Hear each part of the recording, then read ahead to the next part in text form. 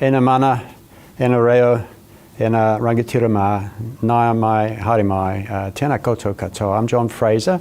I'm the current Dean of the Faculty of Medical Health Sciences, and welcome to our Open Day Fireside Chat. I'd like to say that there's a fire here, but we don't have one, so we'll just have to believe that there is one.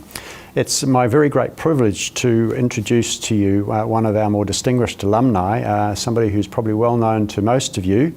Over the last 4 months he's been in the news almost every day, and I think it's fair to say that he's probably one of our most trusted public servants. So it's my great pleasure to welcome Dr. Ashley Bloomfield, who was one of our graduates from medicine, class of 1990 I think, was it, Ashley? That's right, yeah. Well, kia ora, John. This is really just a question and answer session around your experience of the university. Obviously there are students who are interested about careers in medicine and health and other allied health disciplines, and so they'd love to hear from you about your experiences.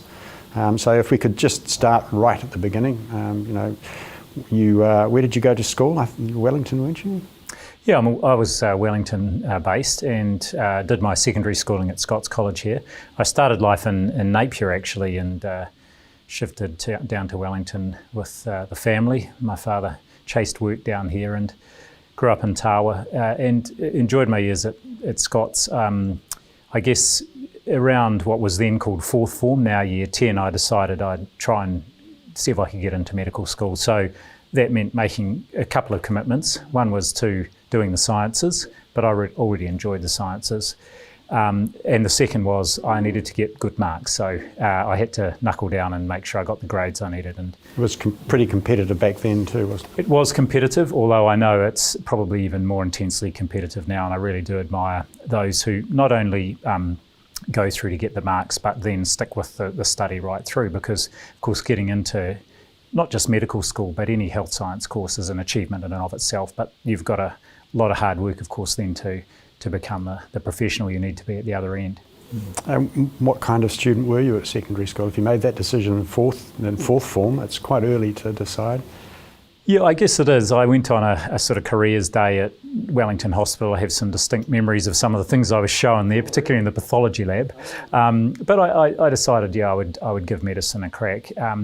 And year 10 was also the year I got a bit of a wake-up call from the headmaster and from my father that I needed to pull my finger out. So I thought, well, I'll not just pull my finger out, I'll see how well I can do, and that served me well, yeah. So in those days you would have applied straight from school into first year medical program? Yeah, straight from school, and I still have an absolutely vivid memory of taking a day off my holiday job where I worked in the parts warehouse for Mitsubishi Motors, and I had to take a day's annual leave, and my parents kindly forked out for the flight all the way up to Auckland, and I caught the bus into town and walked up to the university and had my first experience of the humidity of Auckland in the middle of summer, very different from windy Wellington.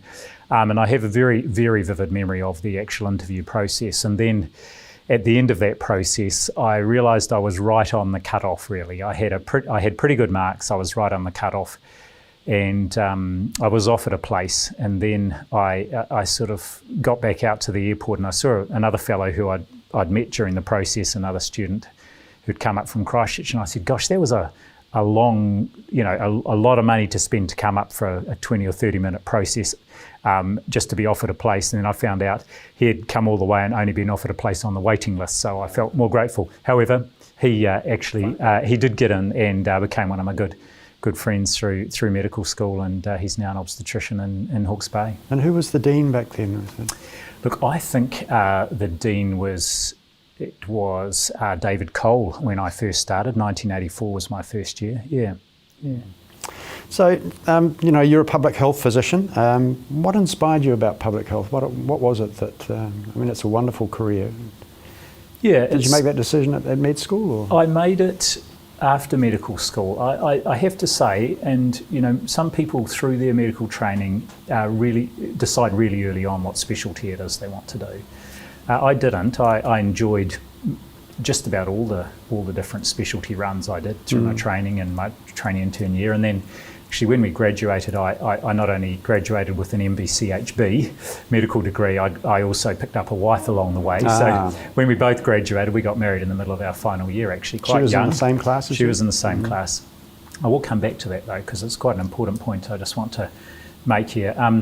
But when I graduated, we actually went up to Whangarei and did just over a year as house surgeons in Northland Base Hospital.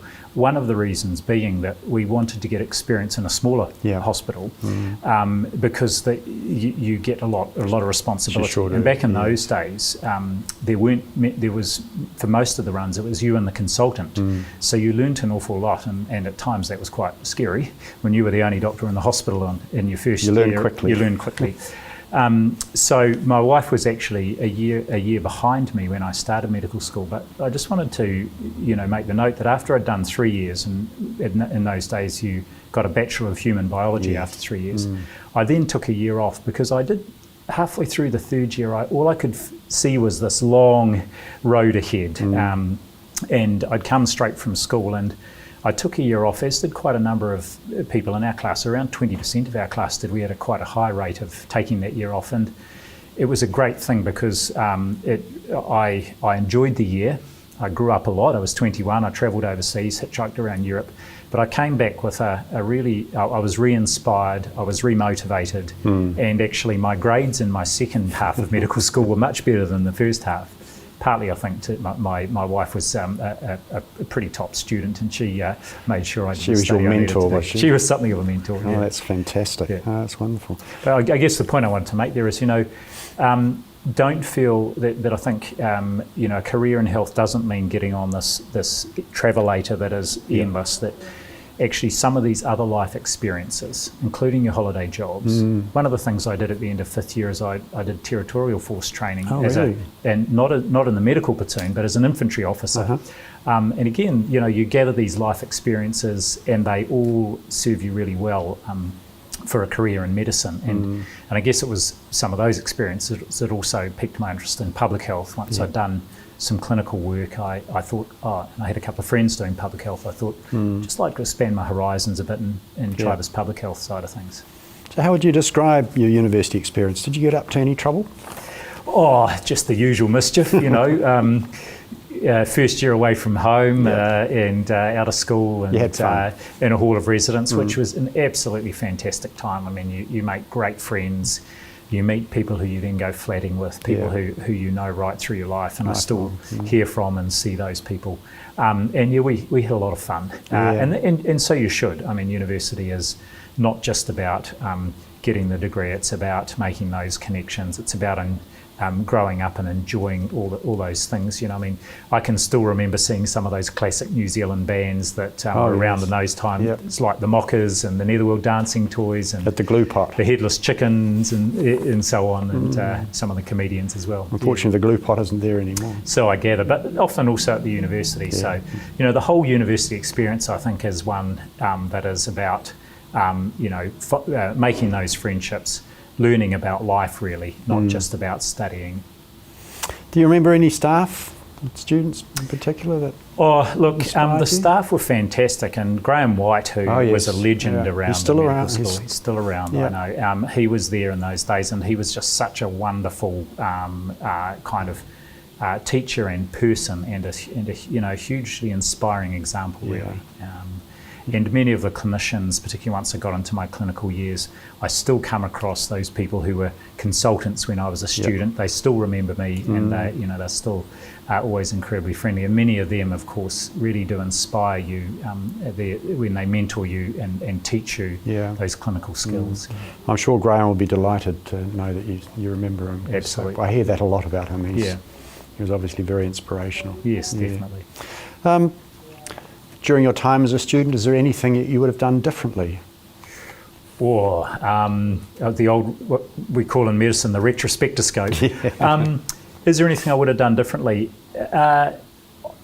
Maybe a couple of thoughts here. One is I might have worked a little bit harder in my first year. I only just scraped through, but it was enough. Good lesson for everybody. And I guess related to that is, I've talked about this. University life has a lot on offer, and I did get a little bit involved in that medical school. I was involved in the medical school kind of committee as a social rep, and that maybe my marks were also not that flash during second year when I was the social rep. But there were a lot of other activities that were available, clubs and so on. So I really recommend making the most of that opportunity.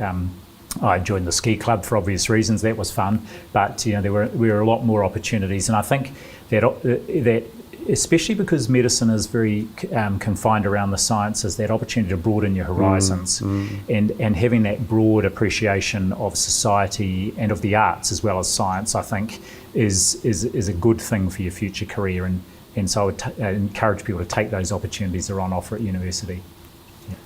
And so once you graduated, what was your first full-time job? So, well, this is the thing about medicine, and I guess about many careers in health, is that there is this, quite good opportunity to go into a job. And in medicine, once you graduate, it's less a question of whether you will get a job, but where it is you can get a position. And as I said, my wife Libby and I decided we would get out of Auckland to get that experience in a smaller centre. We applied in Rotorua, Tauranga and also in Whangarei. We'd actually done our general practice attachment up in Whangarei as trainee interns. So we landed up there in the winterless north, and again, I still see and know all that group of house surgeons we were with in that first year, and it was a fantastic place to be. It is a fantastic place, yeah. How do you think that your degree prepared you for the real world, given that your position you're in at the moment? How important was your degree? Well, a couple of thoughts there. First I just want to go back to my earlier comment about it's about getting the degree, but it's about the wider university experience, and that includes, for many students, that time in a hall of residence, which is a fantastic time as well, and really quite life-forming. So, and then in terms of the degree, medicine, like most health degrees, you are being trained for a particular profession. So the opportunity for work and also for travel. So subsequent to our first house surgeon's jobs, my wife and I travelled over to the UK. We worked there doing some locum work on and off, travelled around Europe, a very common thing again. But likewise for other, health professional roles, there is this opportunity to travel with them because the skills are well recognised, and New Zealand graduates, I think, are very highly valued in many countries for their training and their experience. So, I think that's one of the reasons I would recommend doing a health-related professional degree, is because it does prepare you very well and you do that clinical experience while you're doing it, so you're very well prepared for that first role. And it does create opportunities for overseas travel. It's an experience that you can take anywhere, really. Yeah, absolutely. And one of the other things I've been able to do more recently in my career in 2011 was spending a year in the World Health Organization in Geneva, and